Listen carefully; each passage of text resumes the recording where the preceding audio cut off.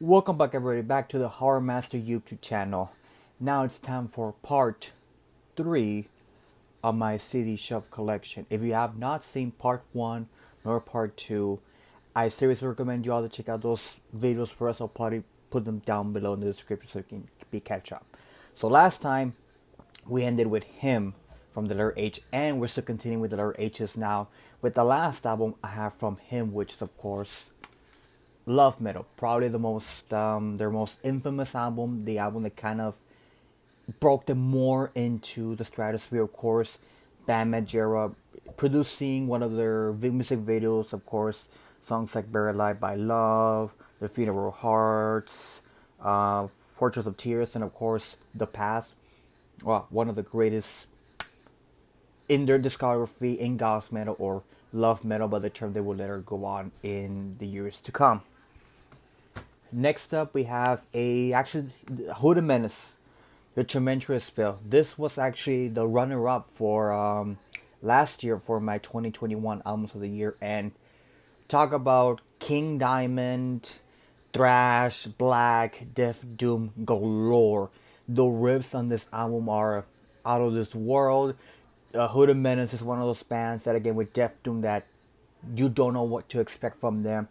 To me, the outstanding song from the album has to be "Those Who Absorb the Night." That ending riff, the do do do do do. I think it's so heavy and melodic, fast, captivating. That plus that album cover. How much metal can you get? A freaking bell with like a ghost coming out of it with the Grim Reaper out of it. Next up, probably my favorite Iced Earth album of all time, Horror Show. I mean, it was obvious. I mean, me being the horror guy out of the Horseman podcast, I definitely connected with this album because, it's an album dedicated to, those classic Universal monsters like the Wolfman, Dracula, Frankenstein, the Phantom of the Opera, and so on and so forth. And they even add more, I guess, quote unquote, modern characters to this album, like Damien from The Omen, Jack and Mr. Hyde. They're more modern. Even the cover of Transylvania from Iron Maiden's self-titled debut, Iron Maiden, it's killer. I mean, to me, but Dracula, the song Dracula alone is the outstanding song of the entire album, and I hope to get some Ice Earth down the future. We'll see about that. Next album probably is one of the most horrifying, blasphemous, evil sounding, in your face, fuck you in your face attitude albums I've ever heard in my life. Immolation, Close to World Down Below. By the album cover, you can definitely tell this is gonna be some evil, satanic death metal. And this is exactly what you're getting. Immolation. This was one of those albums in the, I think, early 2000s that really shocked a lot of people, especially, being Immolation. I mean, you have an album cover from literally in hell with demons, killing people, orgies, with a flaming crucifix with what I guess to be Jesus Christ there. But my God, heavy galore, blasphemous at times. So if you like that kind of side of death metal, more satanic, bands like Deicide, this one's a recommendation, highly recommendation. That and also Immolation's debut album, which I can't remember the name of it right now. Moving from satanic death metal to more melodic, beautiful death metal with Insomnium, Heart Like a Grave. This was my introduction to Insomnium, and Insomnium is kind of almost in the borderline of death doom. No, they're not really death doom, more melodic death metal. They kind of have the same sound because of the melodies and the atmosphere that they bring to their sound. So they're kind of there, but not really. Mostly associated with melodic death metal. But my God, this is Insomnium has no bad albums, from this one to the EP they released last year to Winter's Gate, released a couple of years ago, which is another album I plan to get in the future. But to this album, as an introduction to the band, highly recommend it. I mean, songs like Wall of the North, Twilight Trails, The Offspring, Pale Morning Star. Crank this up so much. You will not be disappointed. Next up, all the way from Italy, another Death Doom band. The band is called Inferno with the album The Void and the Unbearable Loss.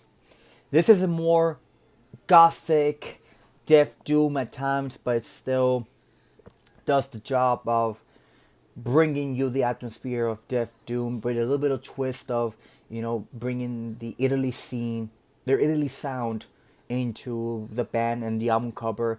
Again, it captivates you, makes you think you're walking at the sunset rises or dawns in the river and all that. It's just a very modern Death Doom album that will later, I'm pretty sure will later get recognition and hyped about it. So if you ever get to snatch this on Bandcamp, go for it. You will not be disappointed of how much amazing this album is. Next up, a bit of a more classic rock kind of vibe to it. Iron Butterfly, Ingara da Vida.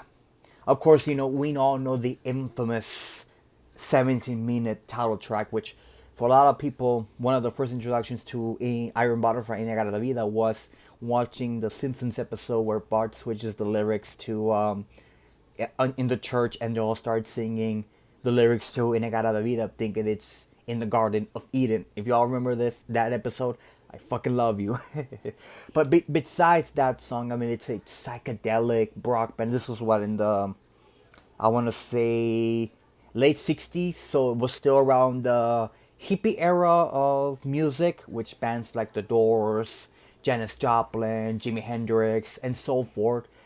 But it still had the impact that it had at the time, and it's still very impactful to this day, that a lot of psychedelic modern bands have had this as one of their influence. Next up is Iron Maiden, Galore. Of course, we gotta have the debut album, which I'll say it once, I'll say it again. Steve, I love you, but that album cover, kinda punky. I'm just saying, Steve, I love you, but come on, everybody from Rod Stewart to Paul Di'Anno to Bruce to Dave to Adrian Stewart have admitted that they were inspired by a bit of punk, and you're saying that you were inspired by punk metal? By punk?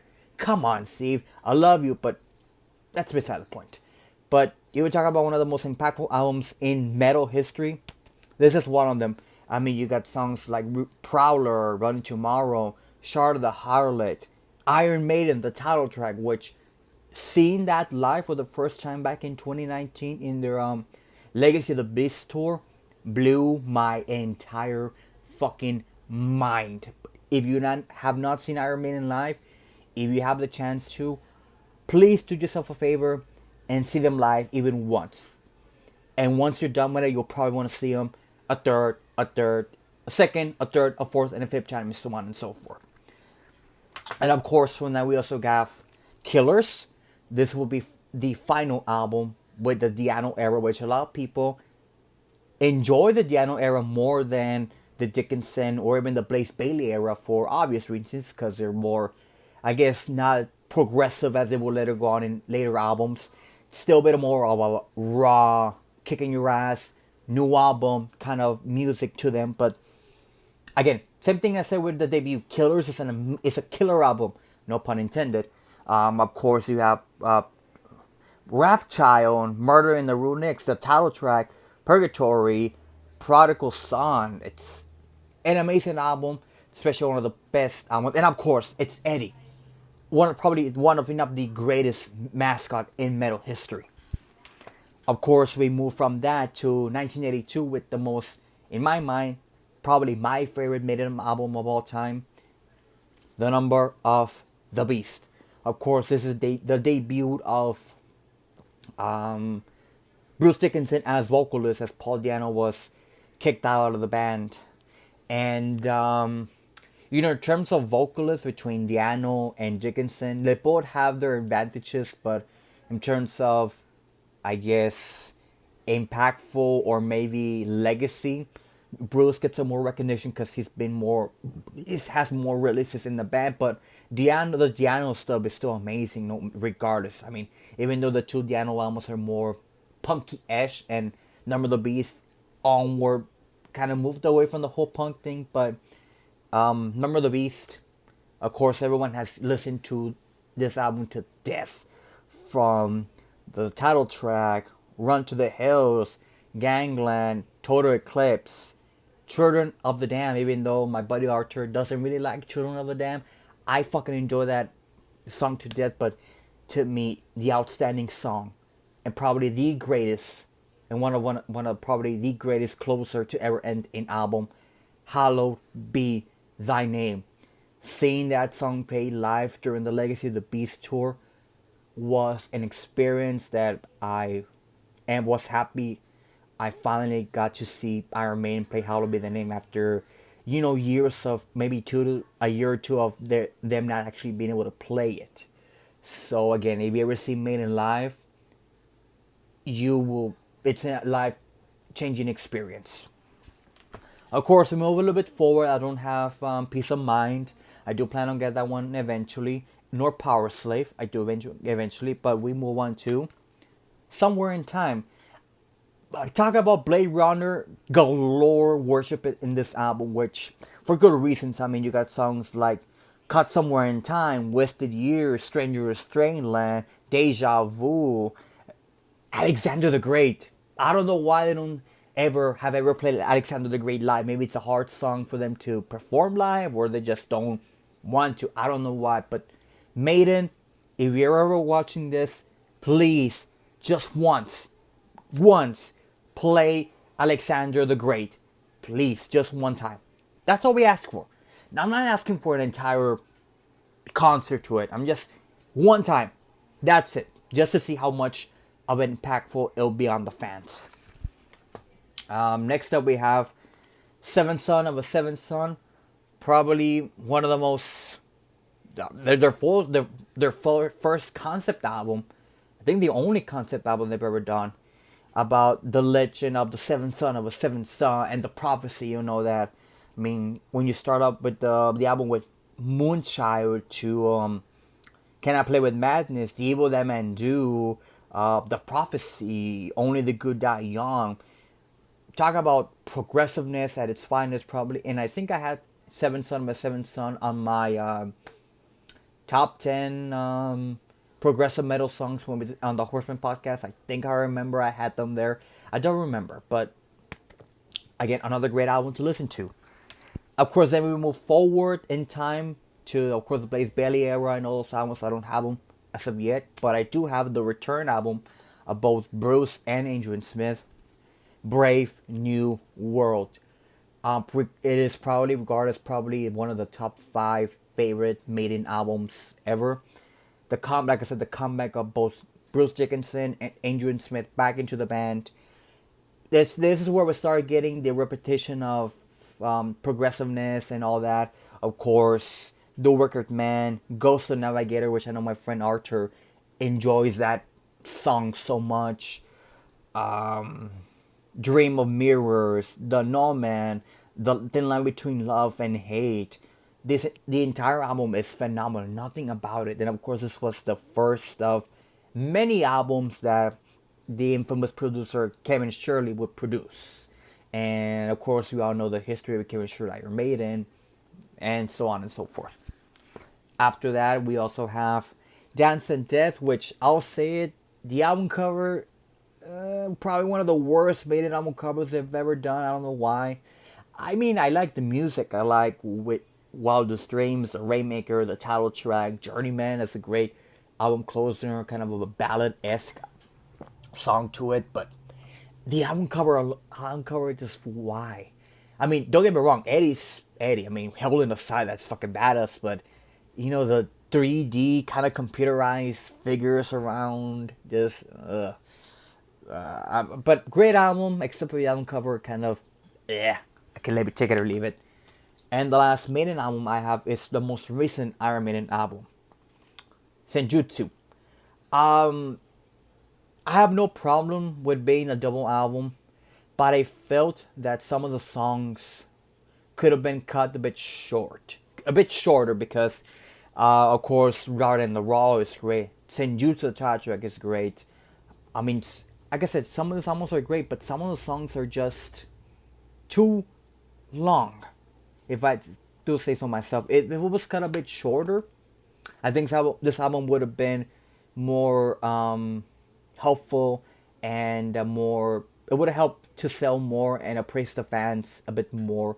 But then again, it's Iron Maiden and it's fucking Eddie. No matter what, it will be beloved by the fans. Now we're going on to some Journey. Of course, I saw Journey live back in. When did I see Journey live? I can remember. It was in 2017, and the opener was Asia. Of course, at this time, Journey. I mean, Steve Perry wasn't in the band. It was Nano Pinal, the current vocalist. So that was a bummer that I didn't get into Journey with Steve Perry. But you know what? It's still Journey. It's still a badass band. And of course, I have the infamous Escape album. Of course, having the biggest hit of all time, Don't Stop Believing. But if you go more into the album, there's some killer tracks. Lay It Down, of course, Open Arms, Keep on Running, Who's Crying Now. I mean, talk again, classic rock recommendation right here if you want to get more classic rock, more early 80s, late 70s material. Next up, we have some Judas Priest. Judas Priest probably one of my top 10 bands of all time, and I had the opportunity to see Judas Priest live back in 2014. Actually, no, wait, 2014. It was 2015. 2015, they came to my town, but at the time I was 17 at the time, and of course my parents didn't let me go because I wasn't old enough, and I told them that could have been a perfect 18 birthday present, being my first concert being Judas Priest, which I have yet to see Priest live, and I hope I get to see them live soon before they call it a career. But during the meantime, I have some of their albums, of course. Sad Wings of Destiny, their infamous second album, the album that kind of made the band more recognizable because Rock'n'Rolla wasn't really the best nor the worst, but it really helped the band. It gave some of the band some of their best hits, some Victim of Changes, The Reaper, my personal favorite Priest song of all time, Dream Deceiver, about watching Lucifer falling from heaven and crying and screaming, going down to hell and becoming, the devil. I mean, you can kind of see it right there. It could be the devil, it could be Satan, it could be Lucifer, or an angel with wings in hell. I mean, we don't know, but still, killer track by the boys in Priest. Maybe we'll on a bit forward. Of course, I have their most famous album in America, British Steel. I mean, from Metal God to Living After Midnight, Breaking the Law, The Rage, the title track Metal Gods. Oh my god, I mean, this was the album that kind of made Priest more mainstream in America.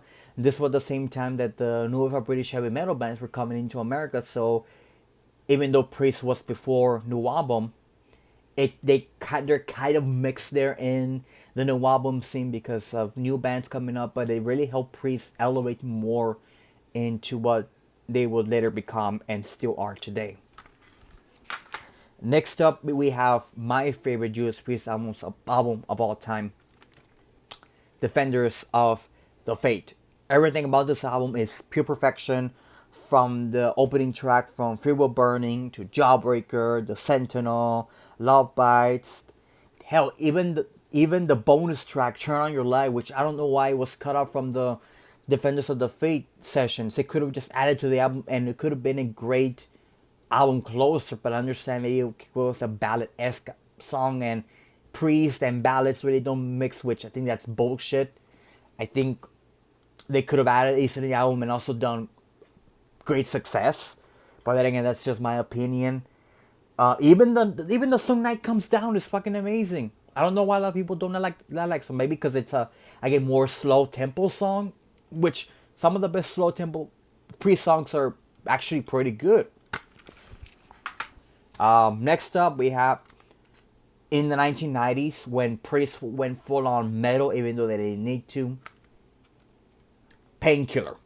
Of course, we all know Painkiller as being the last album in the 90s before Rob Halford left the band to do other projects, and of course, Tim Ripper Owens joining into 2 albums with Priest, which are good albums. Which a lot of people give shit for Jugulator and Demolition. They're good albums, but with Painkiller, they didn't need to go full on heavy metal. But my God, from the title track Painkiller, which is probably their best song of all time, and my God, Rob's vocals at the end of the song, trying to do the Painkiller. I don't know how the hell he did it. I don't know. He's just a fucking banshee. I don't know how the hell he does it. But also the song Ninecrawler and A Touch of Evil, which is again one of my favorite Priest songs. But if you have not listened to Painkiller, highly fucking recommended. Now we're moving to some Canatonia. And to me, this is probably my favorite Canatonia album and top 10 Death Doom albums of all time. Dance of December Souls. A bit more black metal influence to this album. Of course, you got songs like Gateway of Devourment, which is probably my favorite song of this album because even though the ending is so depressing and desperate at the end, it says I love you, kind of like a desperate man trying to say his final words to somebody. But I mean, also the fact that the legendary Dan Swano played keyboards on this album, and if I'm not mistaken, this was produced in let's see if this is where I think it is. This was produced in of course by Dan Swan. I'm just trying to say it's produced on the where is it? Yeah, it was produced in the infamous Unisound studio, which of course Dan Swan created that studio. But if you have not listened to Canatonia, this is the album for you to check out. One of the pioneers of Death Doom, early Death Doom, and again a bit black metal at times, but it does the job really good. Whew, bit of a break here, so give me just 3 seconds. There we go. Next up, I got both thank and blame my friend Hannah for introducing me to this band and this album. And I've mentioned Agalog at times, I've mentioned Panopticon at times, but if you want something that's adventurous, unique, post-metal, doom, electronic at times, then you gotta listen to Cat 1. And for me, their most famous and probably their best album of all time, which a lot of people would probably agree with me or disagree depending on how you are. Sorta 9. I mean, what more has been said about Sorta 9, an album that at first was not really looked, but as time went by, it became more of a gem to find. So you will find Cat 1. Pick it up. You will not be disappointed of how much of an amazing album this will. It will hit you right in the heart and make you feel emotions that you never felt before. But give it a listen. Next up, we're going to some King Diamond. Of course, I don't have a lot of King Diamond. I do have some Merciful Fate, but will be later in another video. Or maybe in this video, depending on how I do it. But, of course, we have the infamous Abigail. The concept album about concept albums, about a family going to this mansion and finding out that one of the person's ancestors killed his wife because she cheated on him and had a bastard child. So he pushed her down the stairs and killed the mother and the child and the unborn child, which will later be called Abigail. And of course, now with this new family in the mansion, his wife is being possessed by the spirit of Abigail and wanting to get revenge and being, I guess, born. But just reading the lyrics on this album is fucking amazing. King Diamond's vocals, My God, there's a reason why he's called the King. And of course, this was Mickey D, Michael Danner, Tim Henson, and De La Roca. Fucking amazing lineup, especially I guess in late 1986, if I'm not mistaken. Amazing concept album, especially put this around Halloween time. Killer. Next up, more of a electronic, industrial-ish kind of band. Lords of Acid, Our Little Secret. I got into Lords of Acid thanks to Tony from Killbox and Gorgor Attack. He was the one who kind of introduced me to Lords of Acid because I didn't know who they were until he did some of his videos. He went to this concert, and I was like, you know what? Let me check them out. And I did like some of the material. And when I was going to my local second in Charles, I want to say last year, I saw the album on the shelf, and I was like, I immediately snatched it because not a lot of people know about Lords of Acid because I guess I don't want to give them a chance. But if you ever had the chance to get a Lords of Acid album, this is one of them, and you will be shocked by the things that they do. I mean, they even have some weird song names from LSD Truth Solo to Pussy Round, Finger Like a Good, which makes you think of freaking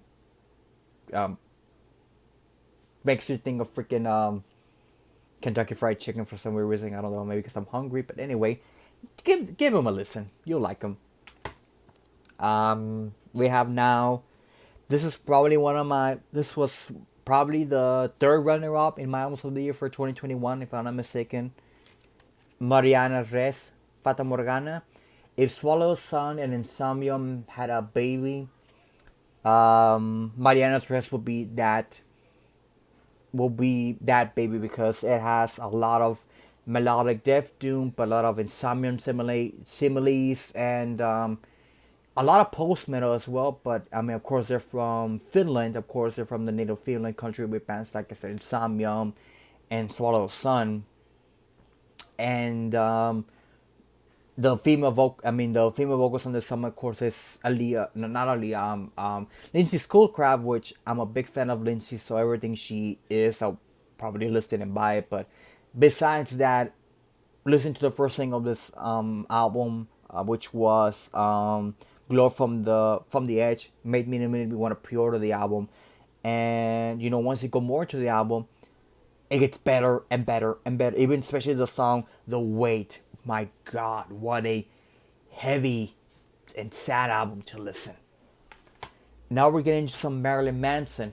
And I know a lot of people don't like Marilyn Manson, especially now, for obvious reasons, which I'm not going to explain. But I saw Manson back in 2018. I think he was the first person I saw out of town. I went to San Antonio to see him live. I actually took the bus with a friend of mine to go to the Essex Theater and see him live. That was the first out of town show I went to, and it was a great experience. And I've always been a Manson fan. Some of his material is great, some of it's okay, but it's always good. But I have some of his albums. Of course, I have Antichrist Superstar, probably his most famous album to date, and of course comes with the sleeve and probably the uncensored or censored version of the album, depending on how you call it. Of course, you have songs like A Force, The Beautiful People, probably his most famous song, Turquoise, Little Horn, the title track, Angel with the Sacred Wings, you name it. Like I said, hate him, love him. Manson's one of those artists that has defined the 90s and a lot of shock and even sometimes even political, but it's beside the point. And from that, of course, we also have mechanical albums, which I'll say right now, this album cover, kind of creepy at times, because you don't know if it's a male or a female, an alien. You have no fucking idea what Manson is. And again, it kind of picks up from Antichrist Superstar, but has a more glam to it, more of a glam sound, which I enjoyed it. I'll be honest, I enjoyed it. I mean, like I said, the album cover to this, the alternate album cover-esque. I mean, to me, the outstanding song of the album has to be this last song, Como White. Not to mention also songs like I Don't Like the Drugs, but the Drugs Like Me. It's a great album, especially like if Manson like was one of those artists that kind of can go between genres and create something different. Last but not least, I have the latest Manson album, which is We Are Chaos, and probably one of the best albums he has released in a long time. I really didn't like Deep Six. I kind of didn't really like Him and Upside Down because they were more electronic, industrial, modern sound to it, and this one has a more David Bowie esque sound to it, more beautiful, more, I guess, more true to Manson, which I really enjoyed.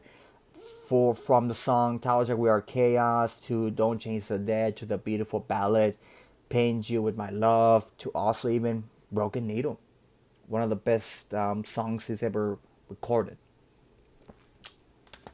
Next up, we have a band from, I forget where they're from. I think they're from somewhere in Massachusetts, if I remember correctly, with their debut album Marrow Fields, and the album is called Metamorphosis. If you like bands like Chemist, bands like Paul Bearer, bands like Yob, even at times, you'll definitely love this band because it has a lot of similarities to those bands. More of an American traditional doom metal band. And favorite track of the album has to be something like "Birth of the Liberator," and the chorus. My God, it's impactful. Makes you wanna stand up and do something about this world that's going down in flames. If I something around there. Um, Next up, we have a bit of Mastodon. I have Emperor of Sand, which was one of the my introduction to Mastodon, and a lot of people really at first didn't like Emperor of Sand, which I don't know what the hell they were thinking because this is a phenomenal album. From Sultan's Curse to Precious Stones to Ancient Kingdom to Jaguar God, my God, it's probably one of the best closers I've ever done. Mastodon, one of the best progressive metal bands out there today.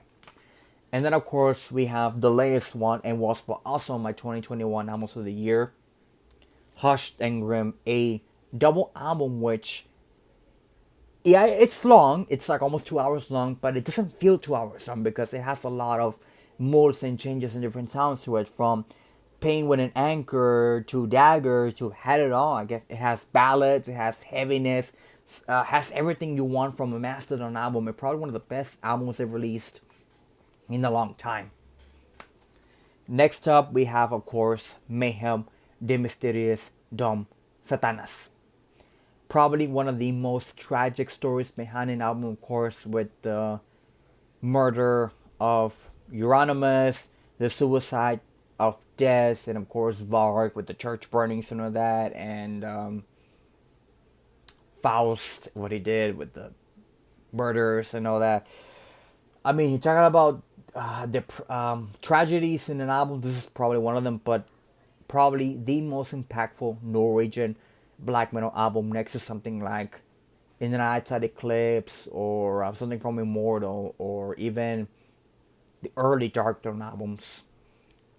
This is up there as probably one of the best, if not the best, Norwegian black metal album out there. Next up, we have some Mythos, and I got these albums before he passed away. I think I got them a couple of months before he passed away. I have both Bad Out of Hell 1 and Bad Out of Hell 2. And, they're both good albums. Of course, Bad Out of Hell 1 being the most known from Mythos. Of course, you have the title track, to Heaven Can't Wait, to Crying Out Loud. I mean, this album put him into the stratosphere, especially for his set time. He was a really heavy guy in terms of weight. No one thought that somebody that heavy would make it big, but he did. He made it big, even toured for years until, of course, he gave us Bad Out of Hell 2.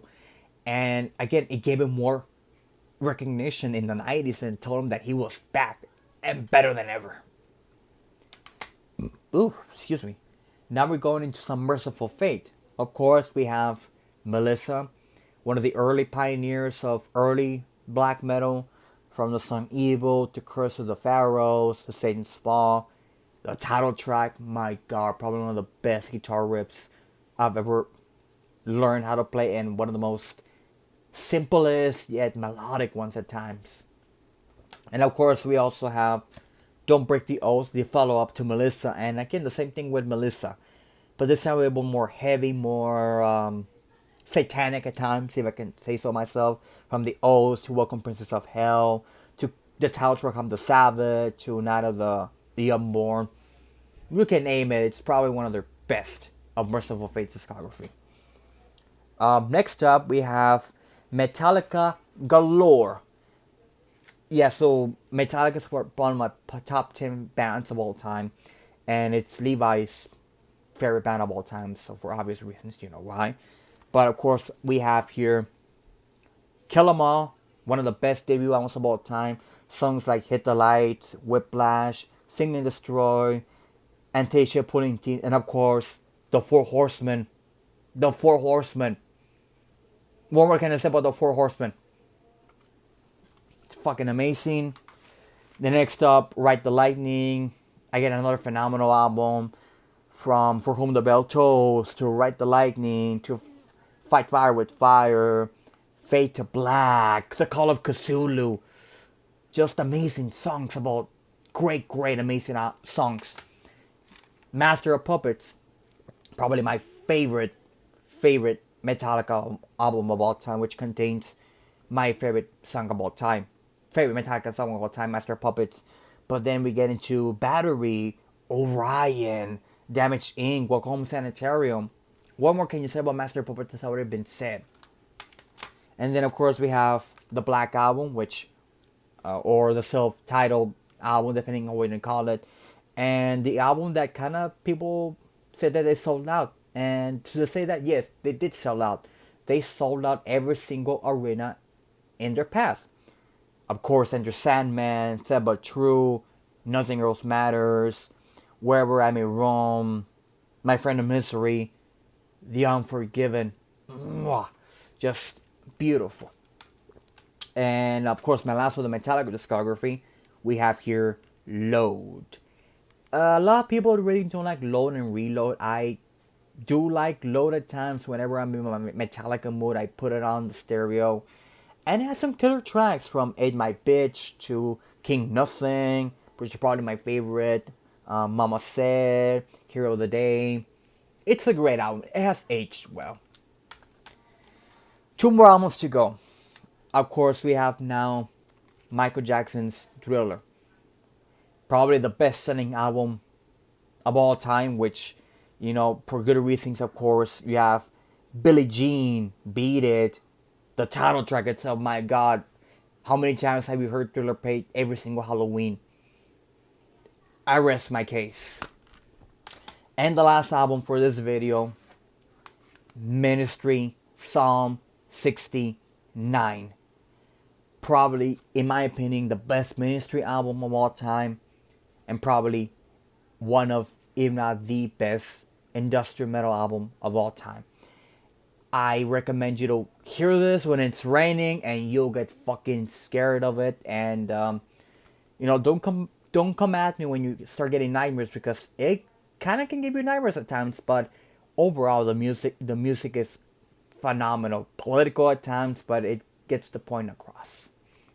And that does it for this video. I hope you guys enjoyed. Stay tuned for part 4 coming out sometime, maybe in the next couple of days, depending how everything goes. But until then, peace out and stay metal.